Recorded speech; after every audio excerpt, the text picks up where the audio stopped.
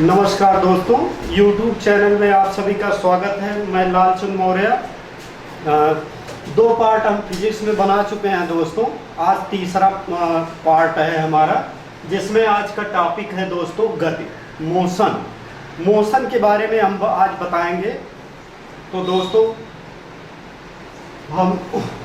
तो आपको एक वीडियो पसंद आए तो आप लाइक, शेयर और सब्सक्राइब करिएगा। तो दोस्तों नेक्स्ट आगे देखेंगे दोस्तों कि गति में कुछ फैक्ट हैं, जैसे दूरी, डिस्टेंस, डिस्टेंस, दूरी क्या होता है? किसी गतिमान वस्तु द्वारा तय किए गए पथ की लंबाई को दूरी कहते हैं। तो दोस्तों किसी गतिमान वस्तु की दूरी, गतिमान वस्तु द्वारा तय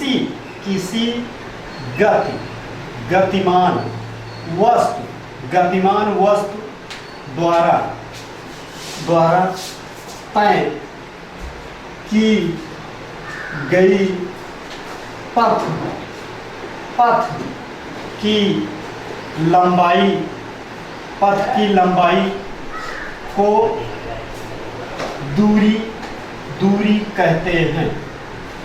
दूरी कहते हैं। तो दोस्तों किसी गतिमान वस्तु द्वारा तय की गई पथ की लंबाई को दूरी कहते हैं।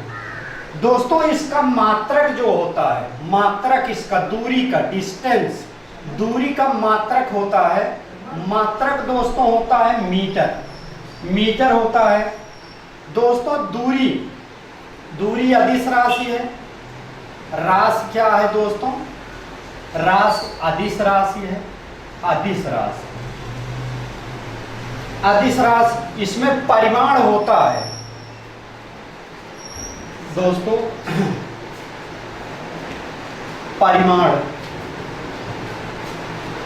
इसमें परिमाण होता है दोस्तों। परिमाण, दूरी कभी ऋणात्मक नहीं होती है। दूरी कभी ऋणात्मक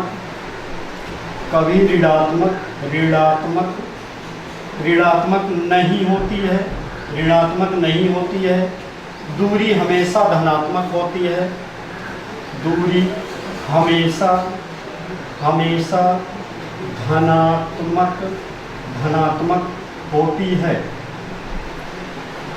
देखिए दोस्तों कि दूरी का जो मात्रक होता है मीटर होता है। राशि कैसी है? ये दूरी अदिश राशि है। अदिश राशि, इसमें केवल परिमाण होता है, केवल परिमाण। ये परिमाण है, दिशा नहीं है इसमें। तो दोस्तों अदिश राशि में केवल परिमाण होता है, दिशा को डिनोट नहीं करता है, केवल इसमें लंबाई होती है बस। तो दूरी कभी ऋणात्मक नहीं होती है, दूरी हमेशा धनात्मक होती है। ये तो दोस्तों दूरी हुआ। अब विस्थापन हम बताएंगे। विस्थापन, डिस्प्लेसमेंट, विस्थापन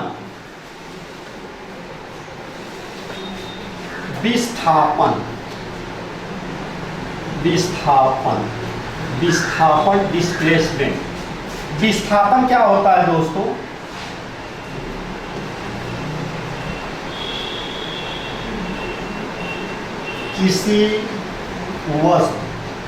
किसी वस्तु की प्रारंभिक स्थिति और अंतिम स्थिति के बीच की न्यूनतम दूरी को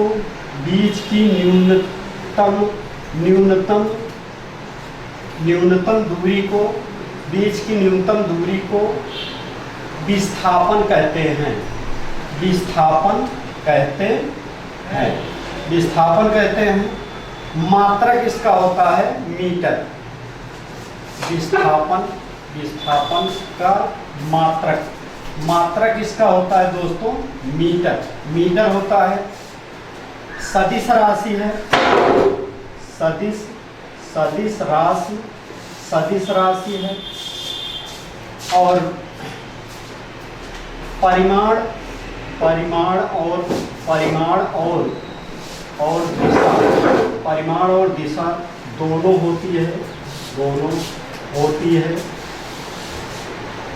विस्थापन कभी विस्थापन शून्य, धनात्मक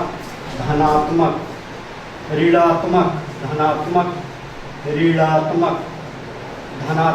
शून्य, विस्थापन धनात्मक ऋणात्मक शून्य, कुछ भी हो सकता है, कुछ भी हो सकता है दोस्तों।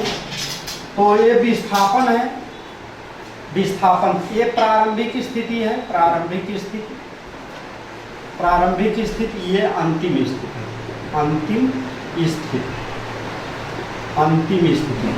तो ये बीच की दूरी।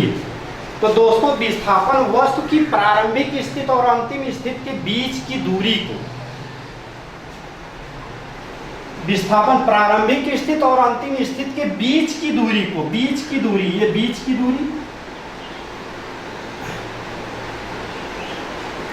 ये बीच की दूरी को ही विस्थापन कहते हैं। किसी वस्तु की प्रारंभिक स्थिति और अंतिम स्थिति के बीच की न्यूनतम दूरी को विस्थापन कहते हैं, या प्रारंभिक स्थिति और अंतिम स्थिति के बीच की दूरी को ही विस्थापन कहते हैं। विस्थापन का मात्रक मीटर होता है, यह सदिश राशि है, इसमें परिमाण और दिशा दोनों होते हैं। ये धनात्मक ऋणात्मक शून्य कुछ भी हो सकता है। तो दोस्तों ये तो विस्थापन था। नेक्स्ट आगे देखेंगे दोस्तों,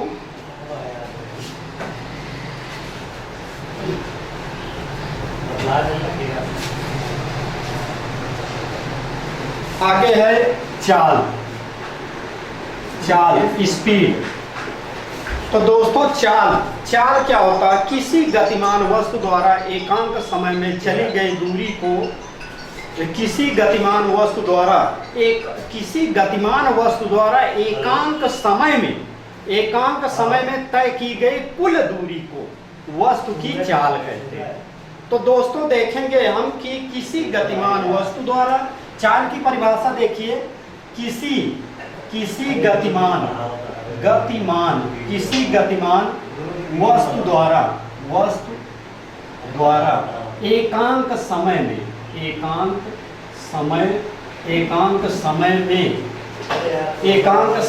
किसी गतिमान वस्तु द्वारा एकांक समय में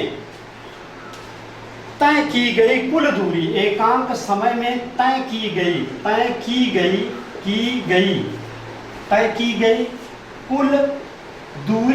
कुल दूरी को चाल कहते हैं। तो दोस्तों किसी गतिमान वस्तु द्वारा एकांक समय में तय की गई कुल दूरी को चाल कहते हैं। तो दोस्तों चाल का मात्रक जो होता है, चाल का मात्रक होता है दोस्तों मीटर पर सेकंड। चाल दोस्तों अदिश राशि है, चाल अदिश राशि है, चाल अदिश राशि है, चाल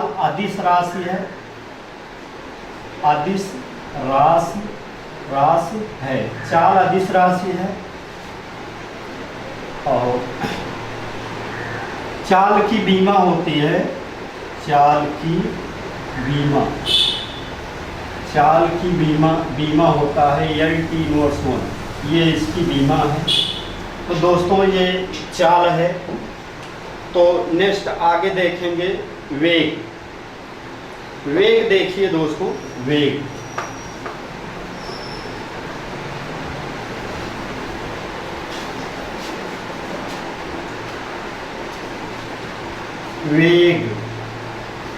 क्या होता है? किसी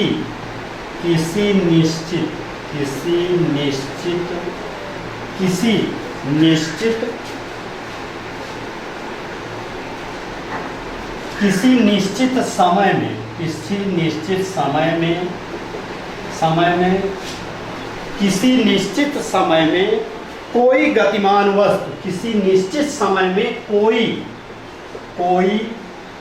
गतिमान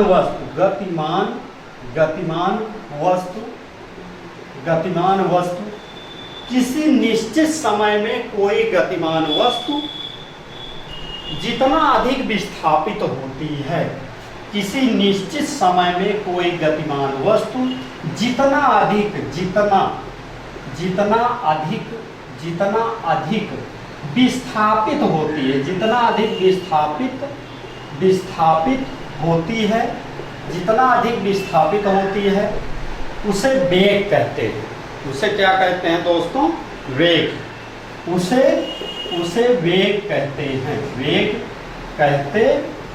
उसे वेग कहते हैं।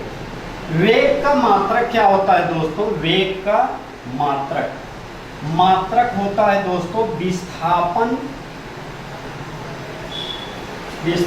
बटे समय। विस्थापन का मात्रक मीटर होता है दोस्तों, और समय का मात्रक सेकंड होता है। इसको हम लिख सकते हैं मीटर सेकंड इनवर्स 1, बीमा LT इनवर्स 1 बीमा लिखेंगे। दोस्तों ये सदिश राशि होता है। वेग सदिश राशि है। वेग सदिश राशि होती है। तो ये दोस्तों वेग है। अब देखेंगे दोस्तों त्वरण। आगे है त्वरण।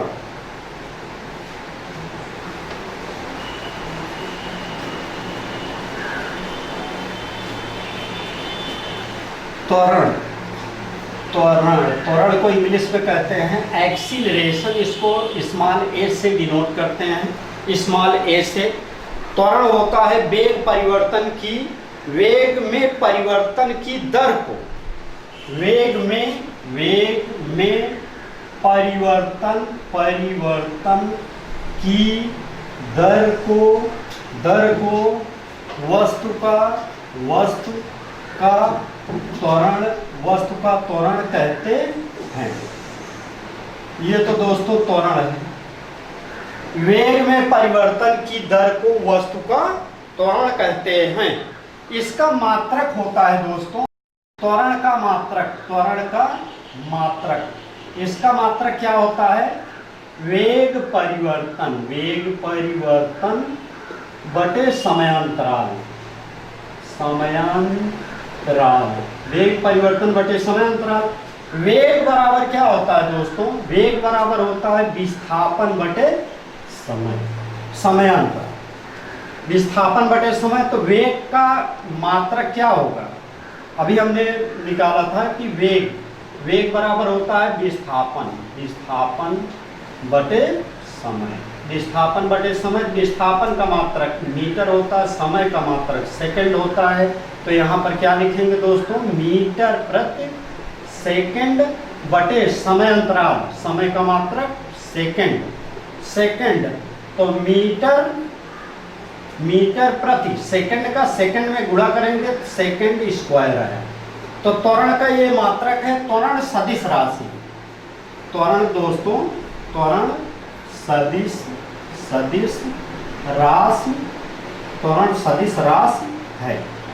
सदिश राशि है।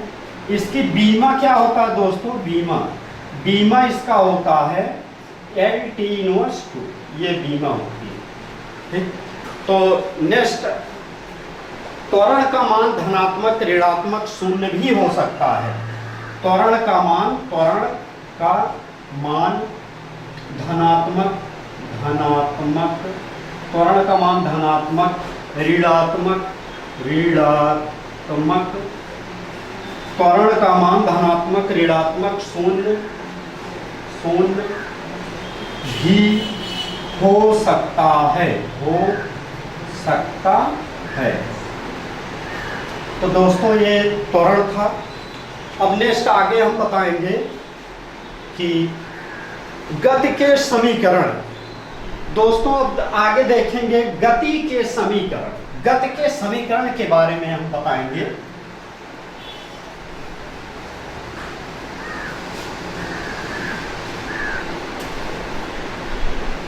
गति के समीकरण, गति के समीकरण। गति के समीकरण क्या है? न्यूटन ने अपनी पुस्तक प्रिंसिपिया में गति के समीकरण को प्रस्तुत किया। न्यूटन ने अपनी पुस्तक प्रिंसिपिया में गति के समीकरण को प्रस्तुत किया।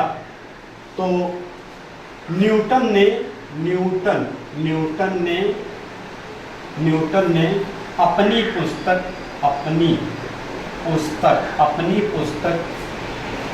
प्रिंसिपिया में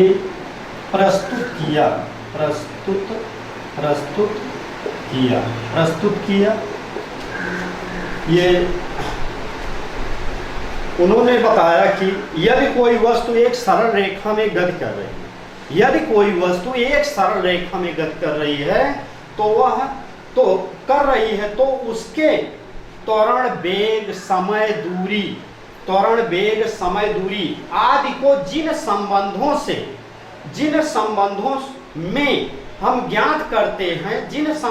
में हम ज्ञात करते हैं, उनको ही गति का समीकरण कहते हैं।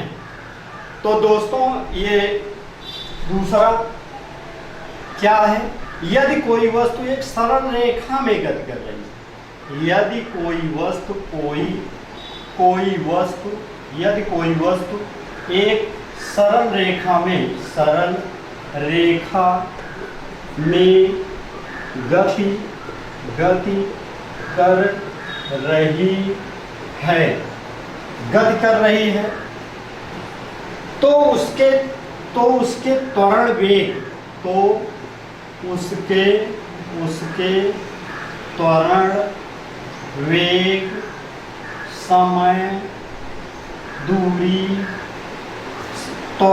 वेग समय दूरी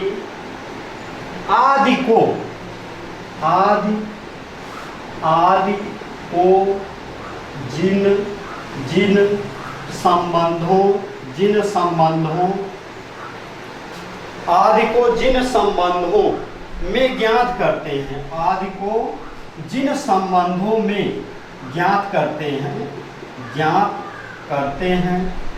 ज्ञात करते हैं, उसे हम क्या कहते हैं?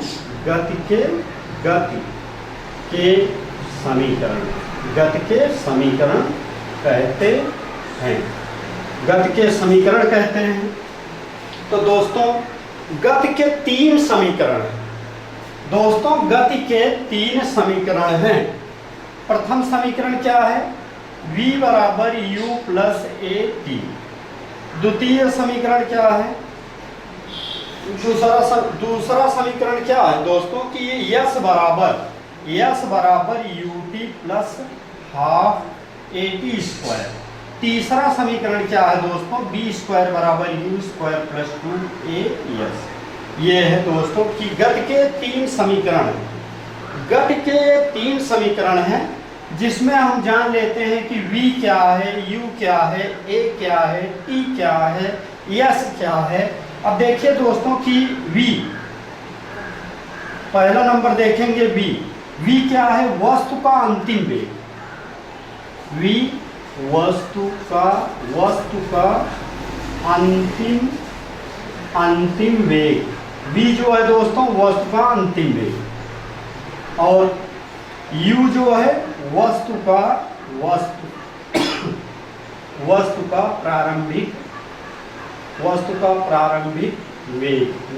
प्रारंभिक वेग। और ये क्या है? वस्तु का त्वरण। ये क्या है दोस्तों? वस्तु का त्वरण। t क्या है? समय। s क्या है? वस्तु द्वारा चली गई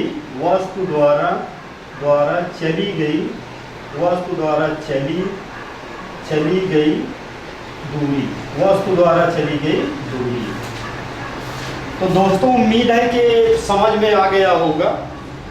तो दोस्तों अब इसमें हम आगे कुछ और बताएंगे इसमें कि यदि किसी वस्तु को ऊपर फेंका जाए या ऊपर से नीचे की ओर गिराया जाए, तो गति के 3 समीकरण हैं, जिसमें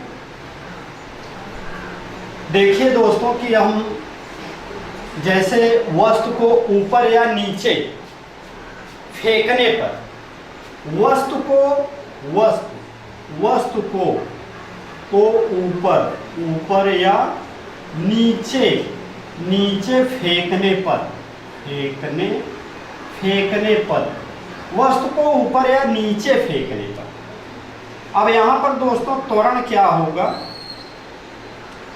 एक मिनट, वस्तु को ऊपर या नीचे फेंकने पर। तो दोस्तों कोई वस्तु नीचे से ऊपर की ओर फेंकी जाती है तो जी का मान जो है दोस्तों ऋणात्मक होता है। जी का मान, कोई भी वस्तु नीचे से ऊपर की ओर फेंकी जाती है तो जी का मान घटता है, और ऊपर से नीचे की ओर फेंकी जाती है, ऊपर से नीचे की ओर, तो जी का मान बढ़ता है। तो इसमें देखिए दोस्तों कि जी ऊपर नीचे की ओर,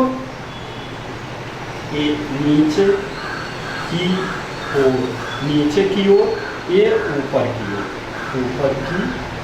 ओर, क्या नीचे की ओर और ऊपर की ओर। वस्तु को फेंकने पर गति के प्रथम समीकरण है।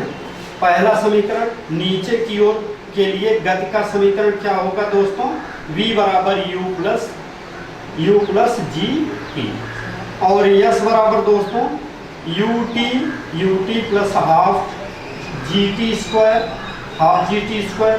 बी स्क्वायर बराबर u स्क्वायर और प्लस 2gh, बी स्क्वायर बराबर u स्क्वायर प्लस 2gh। अब देखेंगे दोस्तों कि ऊपर की ओर, नीचे से ऊपर की ओर फेंकी जा रही कोई वस्तु जिसमें गति के समीकरण है b बराबर u माइनस जी का मान ऋणात्मक होगा दोस्तों, तो ये हो जाएगा माइनस जी टी। तो यस बराबर दोस्तों ut minus half g t square, v square बराबर दोस्तों u स्क्वायर माइनस 2gh। ये तो ऊपर की ओर है। नीचे की ओर कोई वस्तु गिरती है तो जी का मान बढ़ जाता है, और ऊपर की ओर कोई वस्तु फेंका जाता है तो जी का मान माइनस होता है। तो नेक्स्ट आगे देखेंगे दोस्तों, और हम इस पे कुछ सवाल हम बताएंगे, आंकिक प्रश्न। तो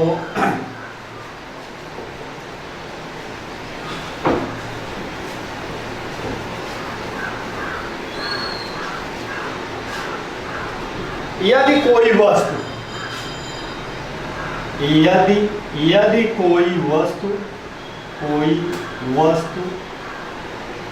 10 मीटर पर सेकंड, यदि कोई वस्तु 10 मीटर पर सेकंड के वेग से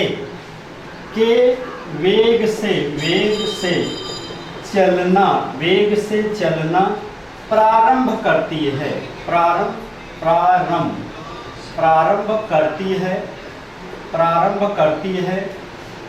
यदि कोई वस्तु 10 मीटर पर सेकंड के वेग से चलना प्रारंभ करती है, उस पर 4 मीटर पर सेकंड स्क्वायर का त्वरण उत्पन्न होता है। तो त्वरण कार्य करता है, लिखिए कि 4 मीटर पर सेकंड स्क्वायर का त्वरण कार्य करता है। तो हमें ज्ञात क्या करना है दोस्तों कि तो 10 सेकंड में चलने के बाद, तो 10 सेकंड में चलने के बाद वस्तु का वेग क्या होगा, यही हमें ज्ञात करना है। तो दोस्तों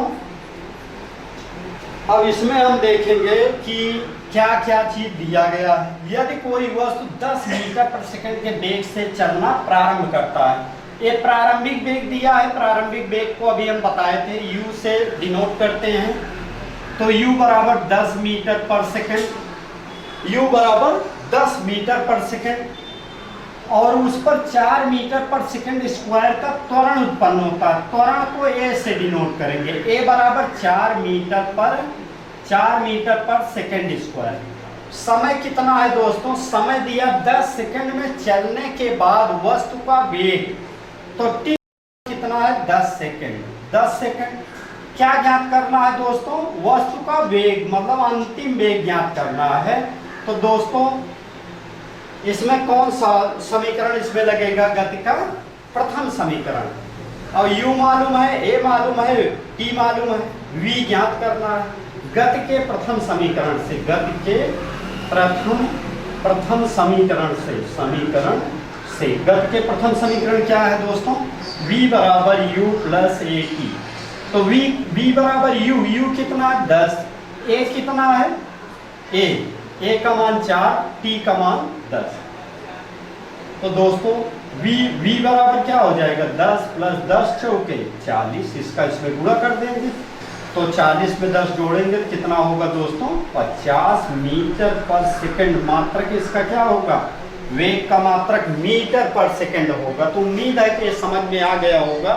तो अब हम नेक्स्ट क्वेश्चन हम कराते हैं अगला।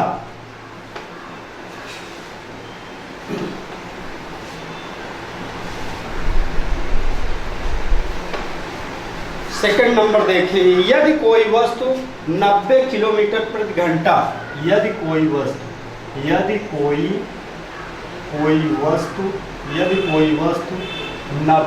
किलोमीटर पर आवर्स की रफ्तार से 90 किलोमीटर पर आवर्स की रफ्तार से चल रही है, रफ्तार से चल रही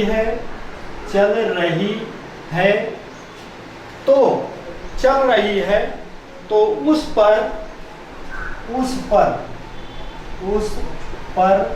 6 मीटर पर सेकंड स्क्वायर का त्वरण, 6 मीटर पर सेकंड स्क्वायर का त्वरण कार्य कर रहा है।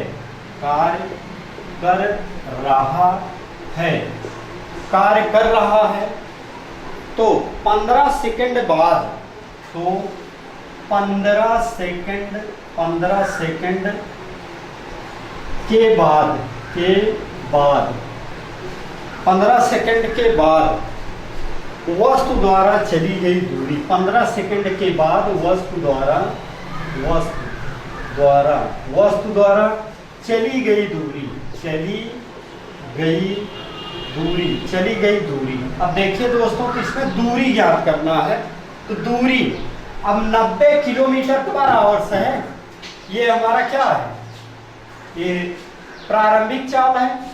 u बराबर क्या है 90 किलोमीटर पर आवर्स। अब इसको मीटर पर सेकंड में इसको हम चेंज करेंगे। तो चाहे तो आप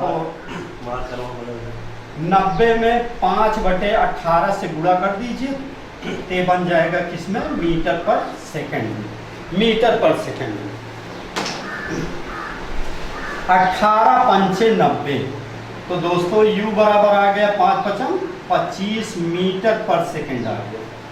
तो त्वरण दिया है कितना है 6 मीटर पर सेकंड स्क्वायर, और समय दिया है t बराबर कितना है दोस्तों 15 सेकंड। तो ज्ञात क्या करना है, दूरी वस्तु द्वारा 15 सेकंड के बाद वस्तु द्वारा चली गई दूरी, यस का मान हमको बताना है।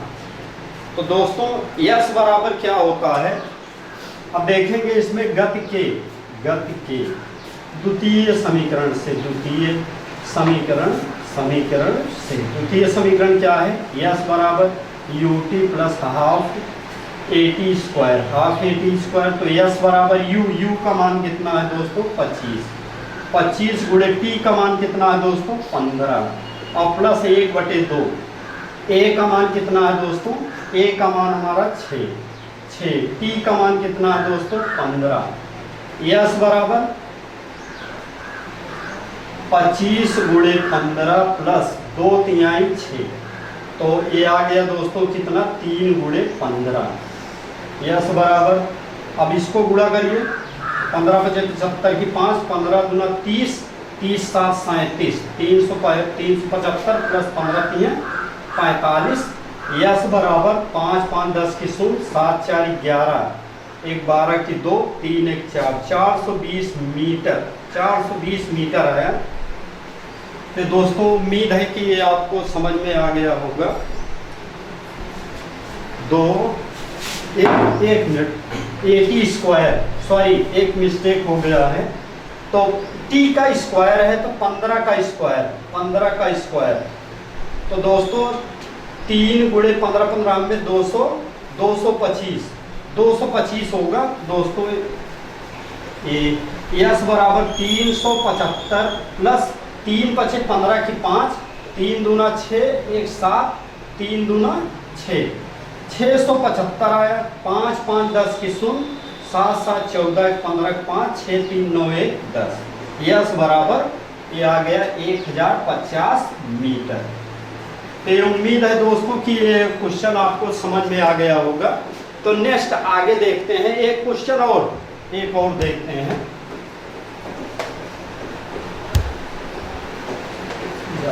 ये दोस्तों यदि ये क्वेश्चन है, यदि किसी पत्थर को 147 मीटर पर सेकंड के वेग से ऊर्ध्वाधर ऊंचाई पर फेंकते हैं, उस पर 4 मीटर पर सेकंड स्क्वायर का वेग का त्वरण कार्य कर रहा है, 15 सेकंड बाद उस पर कितना मंदन होगा, कितना मंदन होगा। तो दोस्तों मंदन कितना होगा, उसका अंतिम वेग पूछ रहा है कि अंतिम वेग कितना होगा। तो दोस्तों गति के समीकरण तो हमारा प्रथम ही रहेगा, जिसमें पहले हम मान इसको लिखेंगे कि u बराबर क्या है, 147 मीटर पर सेकंड, 147 मीटर पर सेकंड। त्वरण क्या है दोस्तों, a बराबर 4 मीटर पर सेकंड स्क्वायर। t कितना दिया है दोस्तों, 15 सेकंड, t है 15 सेकंड। v बराबर क्वेश्चन मार्क, लेकिन यहाँ पर जो है त्वरण हमारा क्या होगा दोस्तों, g होगा। ऊपर की ओर कोई वस्तु फेंकी जाती है तो g का मान ऋणात्मक होता है, g का मान हमारा क्या होगा दोस्तों, ऋणात्मक। ऊपर की ओर फेंकते हैं किसी वस्तु को तो g का मान ऋणात्मक होगा, ऊपर से नीचे की ओर g का मान धनात्मक होता है। तो दोस्तों ये गति के द्वितीय समीकरण, प्रथम समीकरण से, गति के प्रथम समीकरण से, प्रथम समीकरण क्या है, v बराबर u माइनस जी टी। ऊपर की ओर फेंकने पर, ऊंचाई पर,